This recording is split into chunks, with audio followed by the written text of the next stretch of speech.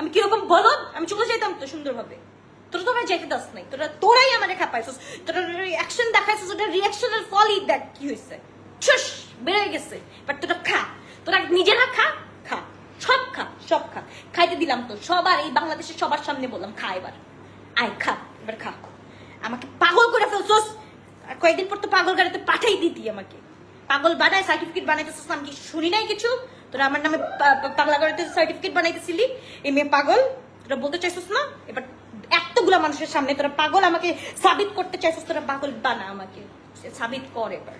তোদের বল আমি খুলে দিছি, তোরা কত বড় সাহস আমার নামে সার্টিফিকেট করতেছিস, আমি পাগল, পাগল বানাইতে চাইতেছে, নিজের বউরে পাগল বানাইছিস, তুই এখন আমাকে পাগল বানাবি?